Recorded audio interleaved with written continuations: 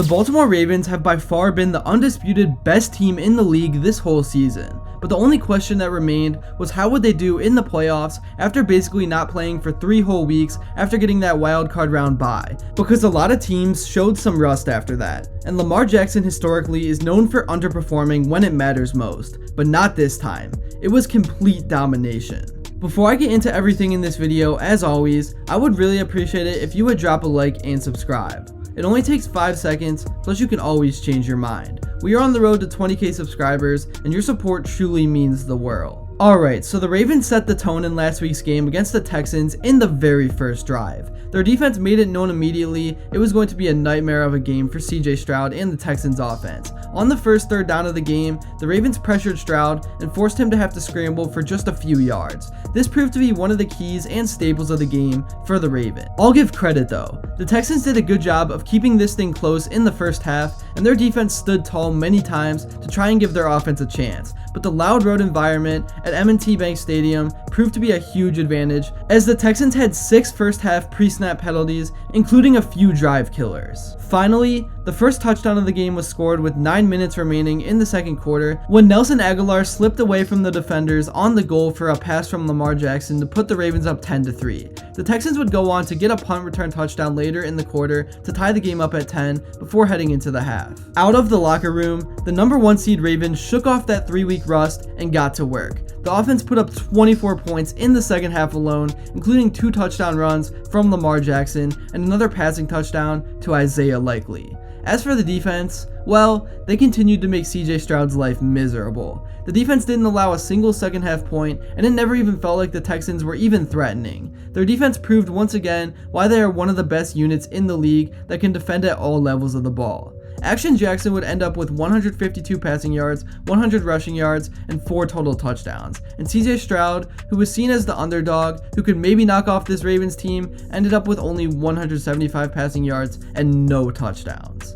Yet, this has been the story of the season for the Baltimore Ravens. It almost seems like no one truly realized just how good they are. Yeah, they had a couple of bad losses to teams like the Steelers and Colts, but other than that, they have dominated teams left and right. And what Lamar Jackson is doing this year has been nothing short of spectacular. There have been weeks where the Ravens win, and the now MVP favorite Jackson has a mediocre game for his standards, and people want to jump down his throat. But in reality, I think this showed a lot of growth from Lamar. He is learning how to win in different ways and is becoming a much smarter decision maker and thrower of the football. And then who could forget, in the arguably biggest game of the regular season, he torched the 49ers defense for 300 total yards and 2 touchdowns in a game that the Ravens dominated from start to finish. Now, by the end of the season and into the playoffs, Lamar has accumulated some amazing stats, making him the favorite to win the MVP. Lamar threw for almost 3,700 yards with 24 touchdowns and only threw 7 interceptions. This ties the best TD to interception ratio for his career since his MVP season in 2019. And he also had the best completion percentage of his career this year,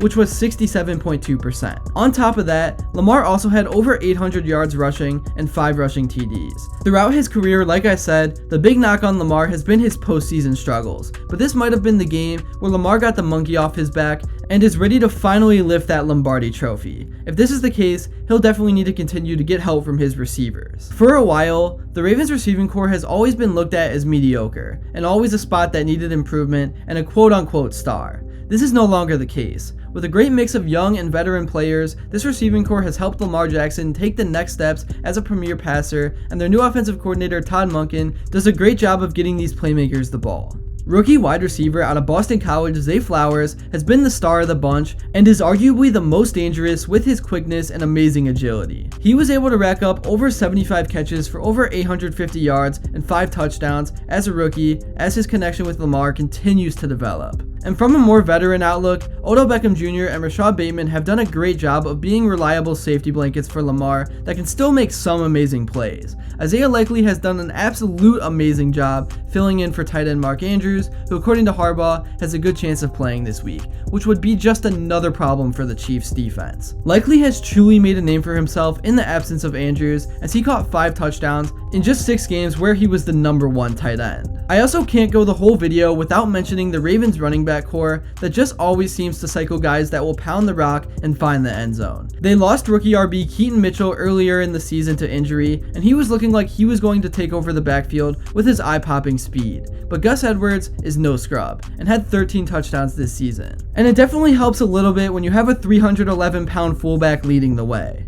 Overall, this Ravens offense has been clicking on all cylinders, and they would probably cause the 85 Bears defense some trouble stopping. Speaking of defense, this Ravens has playmakers all over the field. In an era of football where violence and hard hitting is trying to be taken away from the game, this Ravens defense clearly didn't get the memo. They fly across the field with as much speed as possible and lay the boom on anyone that's bold enough to come across the middle. The defensive unit ranks 6th in total yards allowed per game and is 6th against the pass, allowing only 191 passing yards per game. The secondary is led by second-year safety Kyle Hamilton, who is a Swiss Army knife of a defender. He is all over the field, covering any position, and it's led him to 4 interceptions. You also can't forget about former All-Pro corner Marlon Humphrey, who is insanely consistent at the position. They rank 14th against the run, which is pretty surprising given their linebacking duo. Patrick Queen and Roquan Smith are arguably the best 1-2 punch in all of football at the position. 60 is the number of sacks the Ravens defense got this year, which led the entire league. Third-year DT Justin Metabuke led the charge with 13 of his own, and others like Jadeveon Clowney and Kyle Van Noy were close behind. And to put the cherry on top, they were tied for the league lead in takeaways with 31.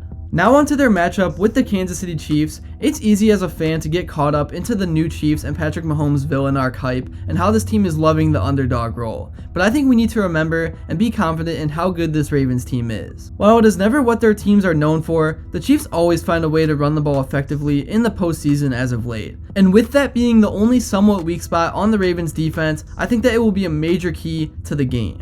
If the Ravens can stop the run and consistently force the Chiefs into 3rd and mediums and 3rd and longs, letting that push rush do their thing, it could be a long game for Mahomes. From an offensive perspective, Lamar will have to be ready to dissect and stand tall against the many blitzes that the Chiefs will throw his way. Kansas City has been amazing this year defensively and always seems to turn it up a notch in the playoffs. Zay Flowers will have to have one of his best games and consistently get wide open for Lamar so that he can let his playmakers do their thing. And obviously Lamar will have to be effective with his legs. Last week, Josh Allen had 72 rushing yards from the QB spot, and I think this is an area Jackson must exploit as well. If the Ravens can do some of these things, I think they will have a great chance of getting to their first Super Bowl since 2013.